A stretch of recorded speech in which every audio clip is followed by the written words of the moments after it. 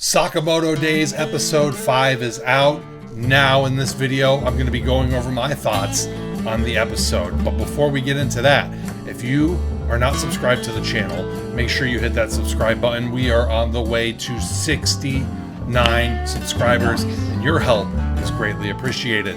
Also, if you like this video, make sure you smash that like button to help push the video in the algorithm. And now, let's get into the episode. In the last episode of Sakamoto Days, we were left off with Sakamoto emerging from the smoke and showing off his new JBL speaker while listening to Fetty Wap.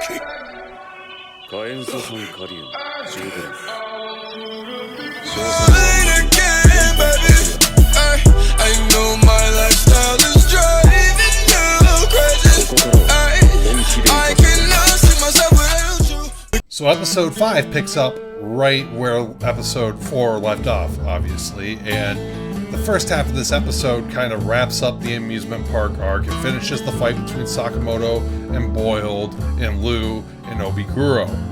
And now's about as good a time as any to talk about the animation of these fights, because last week I ended the episode by hoping, secretly wishing, that people would start talking about Sakamoto Days, and unfortunately my wish came true, because I'm finally seeing some conversation about Sakamoto Days on Twitter, but unfortunately it's about how mid or ass the animation is, even though I watched this fight and thought that the animation was fine, or at least even pretty good.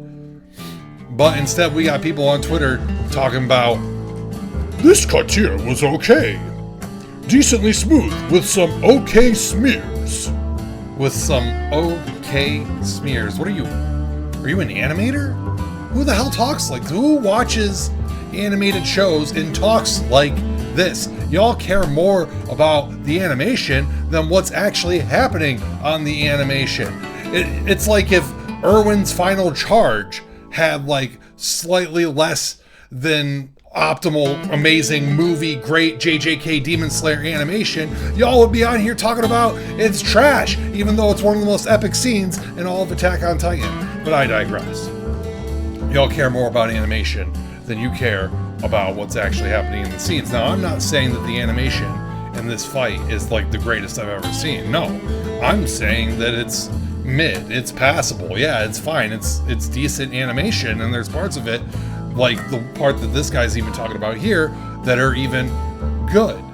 But it works, and I enjoyed the fight scene while I was watching it. Maybe because I wasn't sitting there like an absolute fucking nerd and hyper-analyzing every single frame of animation like you dummies on fucking Twitter. Just enjoy the show.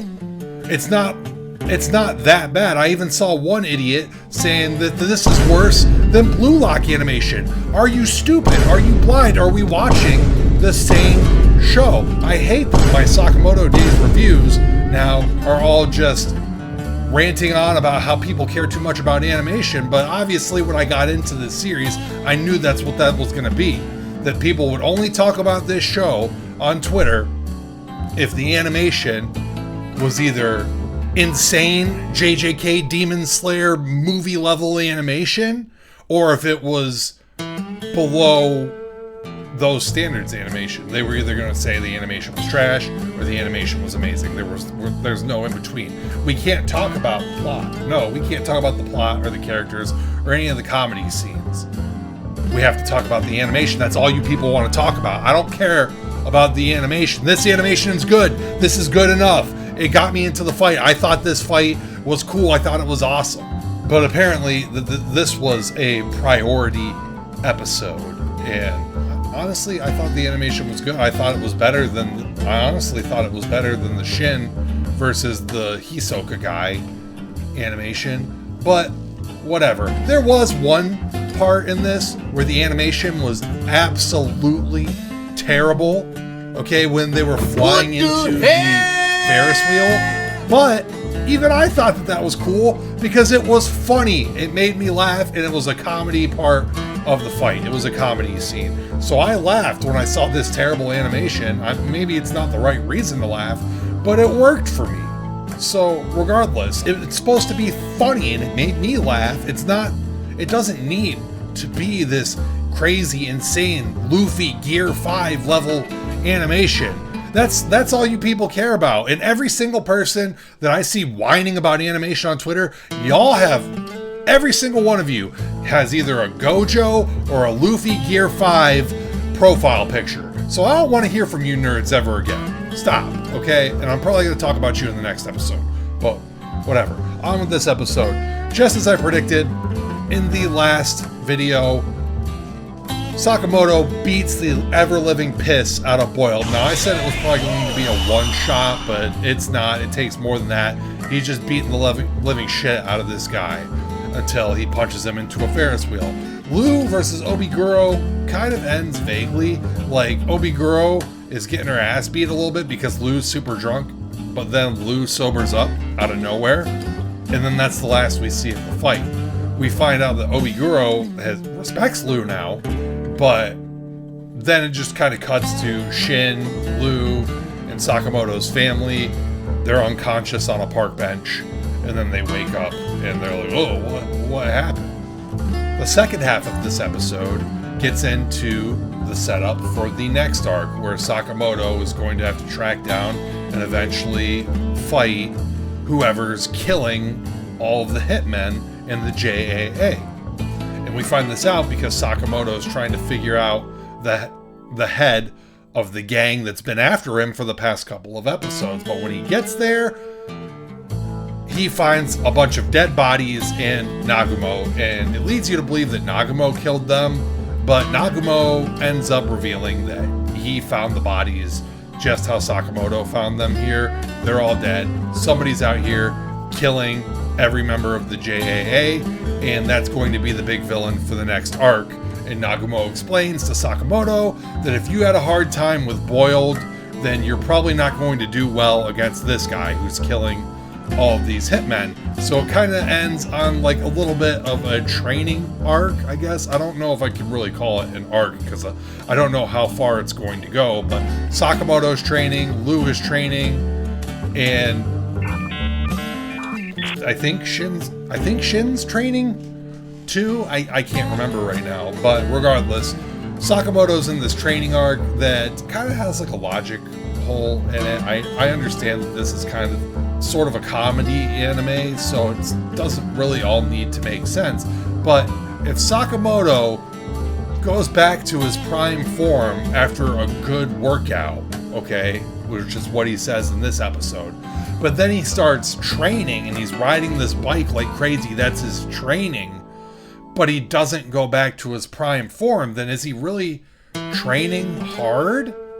For him, obviously for anybody else's standards, this is insanely hard training. He's riding a bike at like 60 miles an hour, it seems, but he's still maintaining his form. If he's not going back to his prime form, is he really training hard? I don't know. It doesn't need to make sense. But regardless, that's where this episode ends off. Sakamoto's training, and they're looking for this hitman killer. This episode also introduces us to 3 out of the, I guess, 7 members of the Order, which is a group of hitmen that Sakamoto used to be a part of. These are the best of the best, and we can see them in the opening of the show.